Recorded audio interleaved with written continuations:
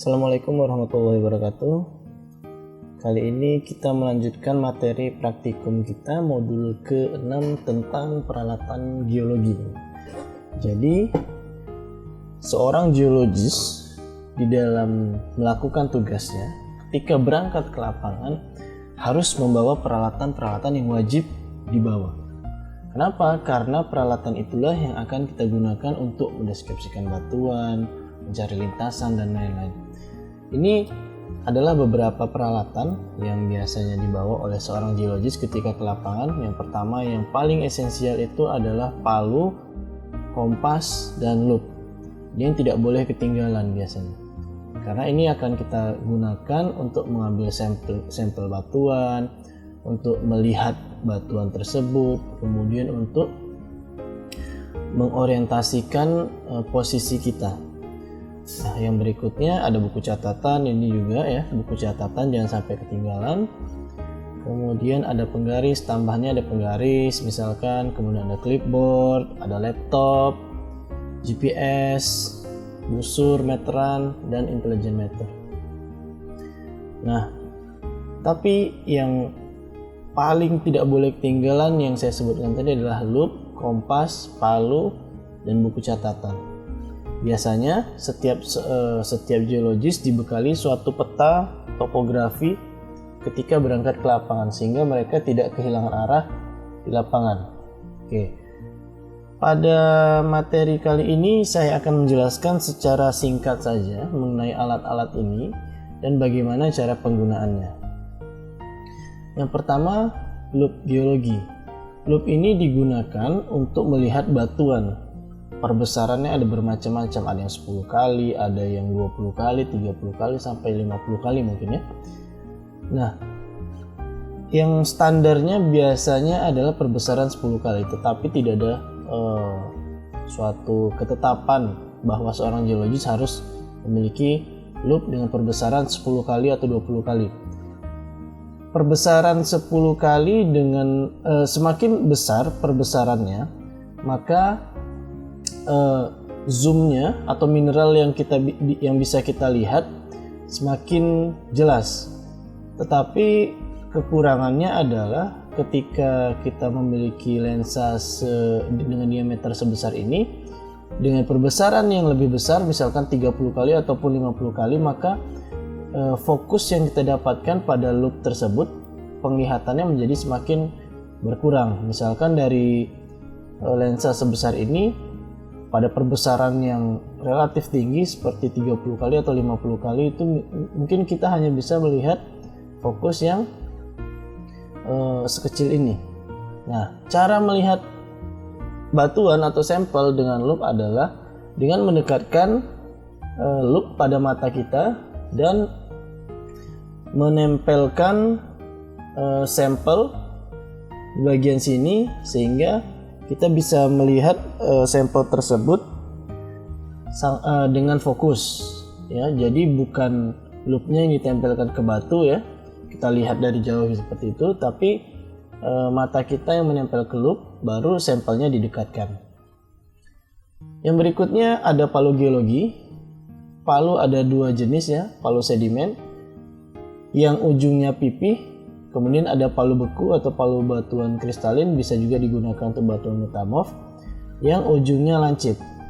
Nah, ini digunakan untuk batuan-batuan yang cukup keras. Ujung lancipnya digunakan untuk memecah batuan. Jadi ketika Anda mendapatkan batuan beku di lapangan yang cukup masif, buatlah retakan atau pecahan dengan menggunakan ujung yang lancip. Ketika Anda telah berhasil membuat retakan, barulah digunakan ujung yang satunya. Berikutnya ada palu sedimen. Palu sedimen itu ujungnya pipih. Ini berguna untuk mencongkel perlapisan ya. Jadi kalau batuan sedimen itu kan berlapis-lapis, sehingga lebih efektif kita menggunakan palu sedimen karena ujungnya pipih, sehingga kita bisa mengupas perlapisannya ataupun kita bisa mengupas tanah-tanah yang menutupi batuan sedimennya seperti itu. Yang berikutnya ada GPS. GPS digunakan untuk menentukan posisi posisi kita pada saat berada di lapangan. Nah, GPS ini ada banyak macam tipenya. Saya yakin Anda semua sudah memiliki smartphone ya. Smartphone juga saat ini telah dibekali dengan GPS. Nah, GPS ini pada dasarnya adalah kita ya, receiver ini mengambil sinyal dari satelit yang dikontrol oleh sebuah sistem. Jadi semakin banyak satelitnya yang mengambil sinyal kita, maka posisi kita akan semakin ketahuan. Nah, posisi satelitnya ada tersebar di bumi. Kemudian semakin banyak satelit yang menangkap sinyal kita, maka posisi kita akan semakin akurat. Tetapi posisi satelitnya harus tersebar. Kalau satelit yang menangkap sinyal kita banyak, tetapi hanya dalam jarak yang berdekatan seperti ini ya, dia tidak akan memberikan hasil yang akurat atau hasilnya tidak baik. Nanti plus minus dari posisi kita akan semakin jauh atau semakin besar. Nah, seperti ini hanya ada 3 satelit, tapi ada 4 satelit, tetapi lokasi penangkapannya itu, lokasi satelitnya itu tersebar nih, sehingga menghasilkan nilai yang lebih akurat. Nah, ini contohnya GPS ya. Ini GPS seperti ini, ada berbagai macam tipe. Ini Garmin. Ini pada saat GPS sedang menangkap sinyal dari satelit. Nah, ini apabila satelitnya yang sudah beberapa macam ditangkap satelitnya, nah ini muncul lokasi seperti ini. Ini dalam sistem koordinat geografis. Nah, bisa kita lihat di sini lokasinya sudah muncul, tetapi plus minusnya sangat jauh nih, 60 meter. Biasanya untuk GPS yang bagus itu plus minusnya hanya sekitar 2-4 meter. Nah, ini sudah ada 4 satelit yang menangkap, tetapi plus minusnya masih besar karena dia akurasinya kurang baik, karena posisi dari satelitnya hanya membentuk konfigurasi 2 dimensi. Nah, ketika sinyal satelit yang ditangkap lebih baik dan konfigurasinya membentuk 3 dimensi, maka lokasi yang diberikan lebih akurat. Oke, berikutnya saya akan menjelaskan tentang sistem koordinat. Jadi ada banyak macam sistem koordinat yang ada di bumi kita ini. Tapi yang paling sering digunakan untuk seorang geologis yang ada di Indonesia biasanya itu menggunakan sistem longitude, latitude atau long lat, dan UTM atau Universal Transverse Mercator. Nah, untuk yang sistem koordinat long lat ini, dia dibagi bumi ini dibagi berdasarkan 4 kuadran, yaitu utara dibagi menjadi utara selatan ya, utara selatan dan barat timur. Nah, ini rasanya Anda semua sudah cukup familiar dengan koordinat seperti ini. Nah, ini kalau di dalam long lat kita bisa menuliskan koordinat dalam format derajat, detik, derajat, menit, dan detik. Juga bisa dituliskan dengan menggunakan format desimal seperti ini. Ini caranya 105 ya. 105, kemudian yang 18-nya ini 18 menit. Berarti 18 dibagi 60 dapatnya 0,3. Kemudian 53 detik dibagi dengan 3600 untuk dikonversi ke jam, sehingga 53 dibagi 3600 dapatnya 0,0148 dan seterusnya. Kemudian ini untuk yang latitude-nya atau lintangnya, di sini ada simbol S, berarti kita bekerja pada daerah di selatan ekuator. Di sini desimalnya, kalau kita konversikan ke desimal maka nilainya akan menjadi negatif 5. Nah, jangan salah, coba kita lihat di sini ya. Di sini 0, di sini ke utara, di sini ke selatan, perbedaannya hanya utara dan selatan. Ini kalau kita tidak ada huruf south-nya, maka nilainya akan menjadi minus 10, minus 20, dan seterusnya. Hati-hati, jangan salah ketika Anda menguploadkan lokasi Anda nanti, pastikan benar bahwa Anda bekerja di sebelah utara ataupun sebelah selatan ekuator. Misalkan kita bekerja di sebelah selatan, ketika Anda lupa menguploadkan tanda negatif atau south-nya ini bagian south, maka Anda akan menguploadkan pada tempat yang salah. Kemudian yang berikutnya adalah UTM atau Universal Transverse Mercator. Ini metodenya adalah bumi dibagi menjadi zona-zona. Nah, ini satuannya adalah dalam meter ya. Ini dia contohnya, jadi dibagi per zona. Nah, kalau di Indonesia ataupun di Lampung kita masuk ke dalam zona 48S. Sama, ini ada S, ada North, ada South, ada North. Untuk yang North itu adalah area di sebelah utara dari ekuator, sedangkan yang South itu di sebelah selatan dari ekuator. Nah, ini satuannya dalam meter, jadi kalau 1 meter di sini adalah 1 meter pada bisa dibilang 1 meter pada jarak sebenarnya, tapi itu hanya berlaku pada daerah yang dekat dengan khatulistiwa. Karena semakin dekat dengan khatulistiwa, maka nilai ini akan semakin mendekati dengan nilai 1 meter yang sebenarnya.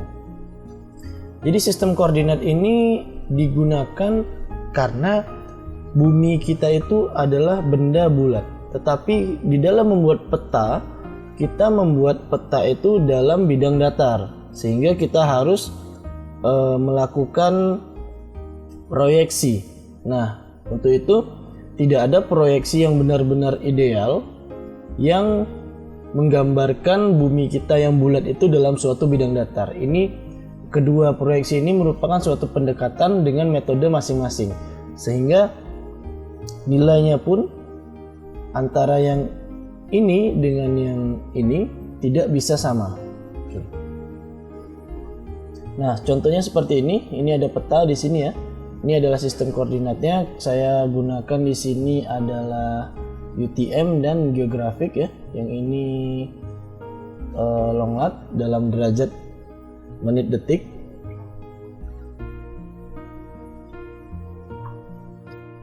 Alat yang berikutnya untuk seorang geologis adalah kompas geologi. Ini adalah barang wajib nih bagi seorang geologis. Nah, kebetulan di lab kita ini adalah kompas tipe Brunton nih. Tipe Brunton 5010. Kebetulan di lab kita punya yang ini. Ini adalah kompas yang cukup bagus dan harganya lumayan mahal nih bagi seorang geologis. Tapi Anda tidak diwajibkan punya karena disediakan oleh lab. Kalau Anda mau punya sendiri, bagus. Kegunaan kompas geologi yang pertama itu untuk mengetahui arah secara umum. Yang berikutnya untuk mengetahui arah lintasan atau kemiringan lereng lintasan. Yang berikutnya untuk mengetahui perlapisan atau mengukur perlapisan atau kekar pada batuan. Ada jurus dan bidang perlapisan dan kemiringan perlapisannya. Tapi sekarang saya hanya ingin memberitahukan Anda bagaimana cara mengukur arah dengan menggunakan kompas geologi. Untuk yang berikutnya, mengukur strike dan dip perlapisan atau kedudukan perlapisan akan saya jelaskan pada modul minggu depan. Nah, cara membaca kompas itu ada dua caranya. Yang pertama dengan menggunakan metode bearing atau kuadran.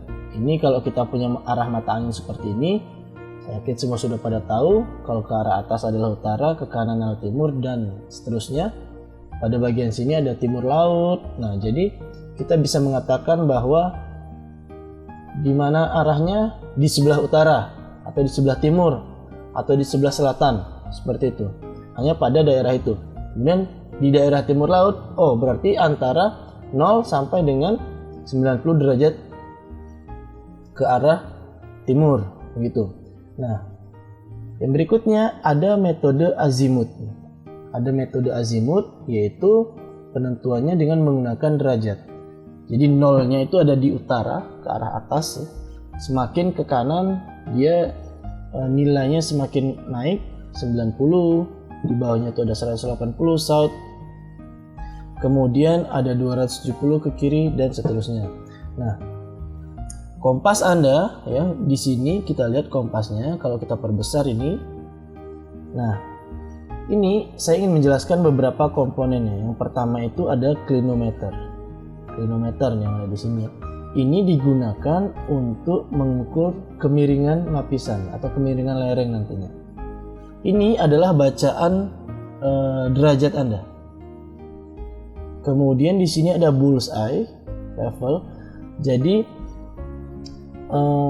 ini digunakan untuk melihat apakah kompas kita itu berada pada bidang yang datar atau tidak. Jadi agar dia datar, maka nanti di sini ada bubble ya. Bubble-nya harus masuk ke dalam lingkaran tengah ini. Artinya kalau bubble-nya sudah berada di sini, maka kompas kita sudah datar. Oke. Bisa kita lihat di sini bahwa kompas kita ini kalau kita bandingkan dengan arah mata anginnya ya, di sini ini semakin ke kanan dia arahnya semakin meningkat, tetapi kalau yang ini semakin ke kiri arahnya semakin meningkat.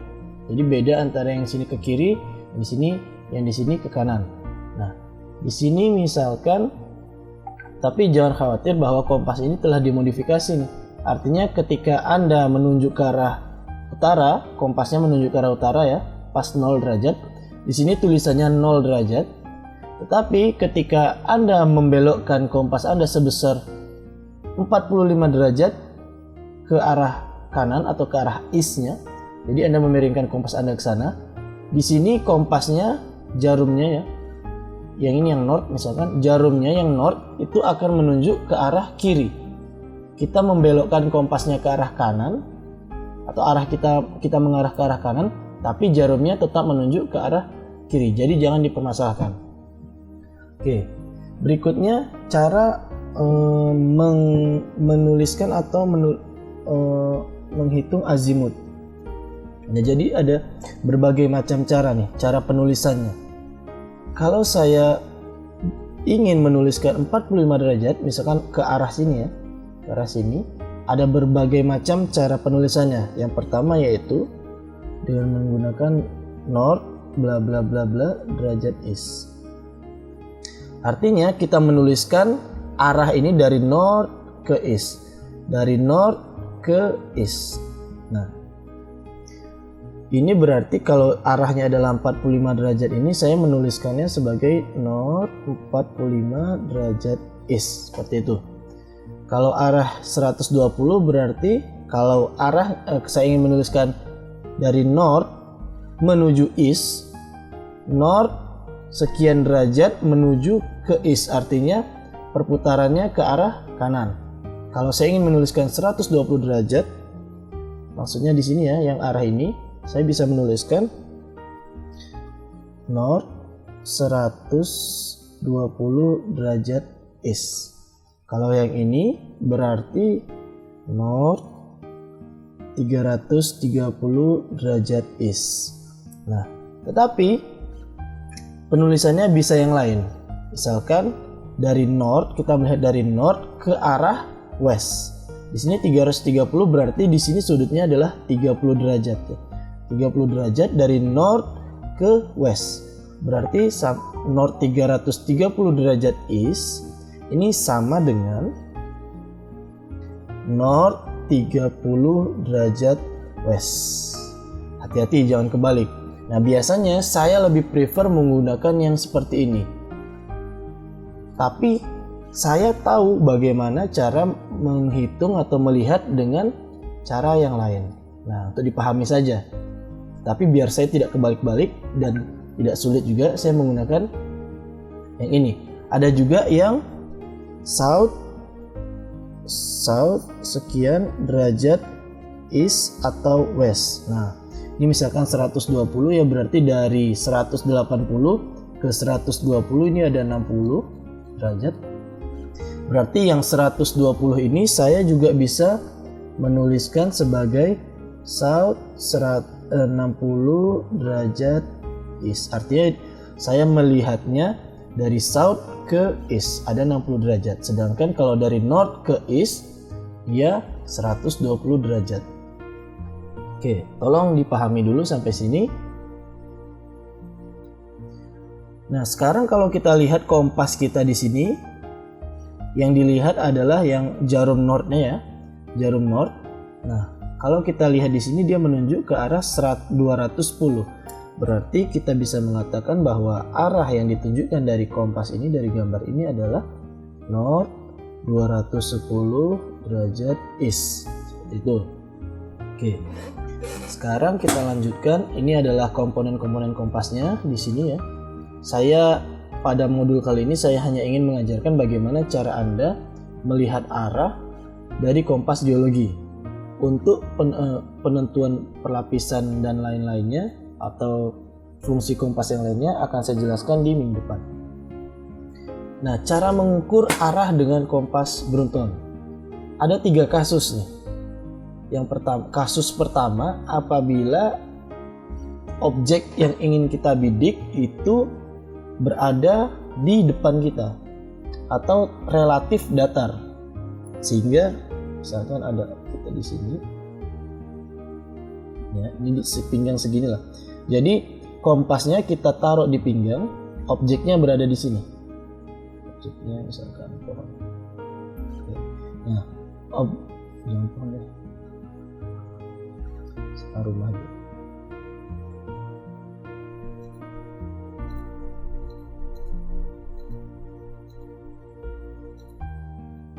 Misalkan di sini ada rumah, objeknya berada relatif datar dan dekat dengan kita. Oke.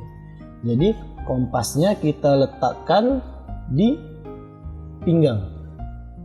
Lihat ya, dan ini jarumnya menunjuk ke arah objek yang ingin kita bidik. Berarti di sini akan dilihat di sini. Nah, ini objek yang ingin kita bidik. Kompasnya diletakkan di pinggang, kemudian kita baca arahnya. Kita baca arahnya, misalkan seperti ini tadi.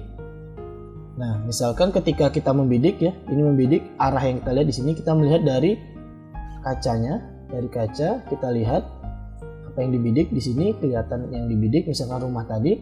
Sekarang dibaca arah jarum northnya. Misalkan ketika kita membidik dapatnya seperti ini, berarti arah yang kita bidik adalah north 210 derajat east. Oke. Nah, seperti itu. Ini untuk kasus pertama apabila objek yang ingin kita bidik relatif datar. Jangan lupa bahwa kompasnya harus datar. Kompas bagian ininya harus datar. Bagaimana cara melihat kompas itu datar? Anda harus memastikan bahwa ada gelembung di sini yang masuk ke bullseye sini, sehingga kompasnya datar. Kenapa harus datar? Karena kompas itu dilengkapi dengan jarum yang dilengkapi dengan medan magnet. Nah, medan magnetnya itu kan seperti ini. Kalau kompasnya tidak datar, ini jarum penunjuknya dia akan miring ya, sehingga dia tidak bisa bergerak nanti dan menghasilkan nilai yang bacaan yang salah. Kemudian kasus yang kedua, apabila objek yang ingin kita bidik berada di bawah kita atau elevasinya berada di bawah kita. Misalkan kita berada di puncak gunung nih, puncak gunung. Ternyata objek yang ingin kita bidik ada rumah di sini. Ya. Nah, kalau kita letakkan kompasnya di pinggang di sini, dia tidak akan kelihatan nih. Kalau kita paksakan, kita letakkan di pinggang dan membidik ke sini, maka kompasnya tidak akan datar. Kalau tidak akan datar, jarumnya tidak akan bisa berputar nantinya. Oleh karena itu, penggunaan kompasnya menjadi seperti ini. Jadi kita membidik dari bawah juga, dipegang dengan tangan ke arah sini, ya. Kemudian penggunaan kompasnya, lihat nih, kompasnya dibalik, kan awalnya seperti ini ya, ke depan seperti ini, kompasnya dibalik sehingga jarum yang ini masuk melalui lubang-lubang yang ada di cermin ini. Jadi kompas ini ada cermin bagian sini ya, bagian sini ini ada lubang di sini, kemudian ini dinaikkan ke sini sampai dengan yang ini titik ini, penglihatan ini, tembus ke lubang ini, dan kita bisa melihat objeknya. Kemudian, karena ini kompasnya terbalik, ini kan seharusnya north, misalkan ke arah sini adalah 0 derajat east misalkan. Nah, ini arah jarumnya ke sini. Tetapi untuk kasus yang ini jarumnya kebalik. Artinya ketika di arah sini misalkan dia 0 derajat east. Nah, karena dibalik berarti 0-nya itu ditambah dengan 180 derajat. Berarti dia adalah north 180 derajat east. Nah, caranya adalah jarum yang kita lihat bisa seperti ini.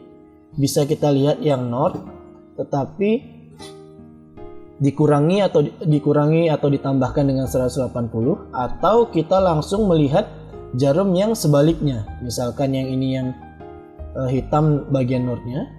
Nah, ini ada yang south ya. Jadi ketika kita menggunakan metode yang ini pada kasus kedua, kita langsung melihat jarum pada bagian southnya, langsung kita baca. Misalkan pada perhitungan ini kita menggunakan kasus yang kedua, berarti jarak atau arah yang kita bidik, objek yang kita bidik, dia adalah north 30 derajat east. Tetap ya, derajat east bukan dari south, karena kita hanya membalikkan kompasnya. Oke, semoga dimengerti. Kemudian kasus yang ketiga, ini untuk kasus yang di bawah tadi. Kasus yang ketiga, apabila di depan kita ada objek yang menghalangi kita untuk menembak suatu objek tersebut. Nah, misalkan di sini ada rumah, misalkan gunung pohon. Nah, ini kalau kita melihat dari pinggang, ini dia akan terhalang ya, kalau kita menggunakan cara yang pertama. Kalau kita melihat dari pinggang, dia akan terhalang oleh objek ini. Berarti caranya adalah kita bisa melihat di bagian mata, dari bagian mata, sehingga nanti kita bisa melihat objek yang kita tembak. Caranya sama nih, sama seperti yang kasus kedua. Kompasnya penggunaannya dibalik. Bisa kita melihat dari sini ataupun pada bagian sini.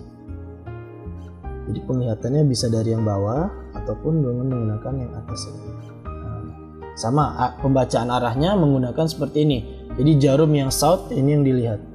Kalau ini south, jarum ini sama, jarum south. Nah, ini yang dilihat adalah jarum north. Oke, semoga bisa dipahami. Nah, kita ambil contoh sekarang dari peta ini. Bagaimana cara menentukan lokasi kita dengan menggunakan pembidikan kompas ini? Kita harus membidik suatu tempat yang sudah pasti diketahui tempatnya. Misalkan puncak Gunung Betung kelihatan, atau puncak Gunung Tanggamus kelihatan, atau kelokan sungai, atau kelokan garis pantai dan lain-lain seperti itu. Atau misalkan rumah warga atau perempatan jalan dan lain-lain. Yang penting kita harus memastikan bahwa daerah itu adalah daerah yang ada di peta kita. Saya ambil contoh di sini misalkan. Di peta ini saya sudah tahu bahwa ini adalah Bukit Ranggal dan ini adalah Pegunungan Keramat. Nah, ini penglihatan saya. Ketika saya jalan-jalan, saya membawa kompas, saya melihat di jalan bahwa gunung ini adalah Bukit Ranggal dan ini adalah Pegunungan Keramat. Sehingga saya bisa membidik puncak Bukit Ranggalnya itu tadi dan puncak dari Pegunungan Keramat. Oke, ketika saya membidik ke arah sini, kemudian dari sini saya juga membidik ke arah sini, saya mendapatkan bacaan nih. Misalkan ketika saya membidik ke arah Bukit Ranggal, nilainya adalah North 90 derajat East. Ketika saya membidik ke Pegunungan Rahmat, saya mendapatkan arahnya adalah North 180 derajat East. Nah, bagaimana cara saya menentukan lokasi saya di dalam peta tadi? Ini adalah Bukit Ranggal. Ketika saya membidik dari Bukit Ranggal, saya mendapatkan North 90 derajat East. Dari sini saya tarik saja garis. Tarik garis North 90 derajat East ya, ke sini kan. Kemudian dari Pegunungan Keramat saya mendapatkan lokasi North 180 derajat East. Saya tarik sini nih. Nah, dia tidak berpotongan. Ini tinggal ditarik garis lurus saja atau namanya back azimuth. Tinggal ditarik garis ini, yang ini juga sampai ke atas. Nah, perpotongan dua titik ini adalah lokasi saya. Lokasi. Nah, minimal perpotongannya adalah dua tempat ya. Jadi tidak bisa hanya satu tempat. Lebih banyak, kalau bisa lebih dari dua lebih bagus. Misalkan saya membidik ke arah sini lagi, saya mendapatkan sudut sekian, kemudian saya tarik lagi. Nah, perpotongan semua titik itu merupakan lokasi saya. Semakin banyak dan semakin benar Anda membidik, maka lokasi yang Anda dapatkan itu semakin akurat. Nah, ini adalah tugas Anda. Jadi dari peta yang saya berikan tadi, Anda diberikan tugas yang silakan dibaca. Kemudian tugas akhirnya adalah Anda bisa mengeplotkan semua titik dari S1 sampai dengan S5, kemudian menentukan masing-masing koordinatnya dengan menggunakan sistem koordinat UTM. Misalkan saya memberikan Anda tugas ini, Anda menentukan lokasi ST1, stasiun 1 pada titik ini. Pada koordinat ini 542 dan sekian 54. Nah, misalkan 545.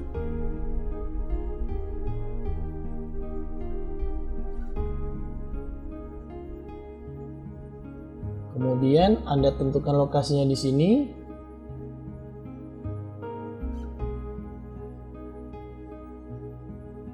Lalu Anda plot lokasi Anda di sini, kemudian Anda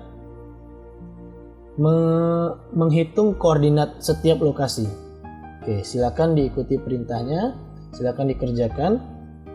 Apabila ada pertanyaan, silakan ditanyakan pada kolom komentar. Terima kasih.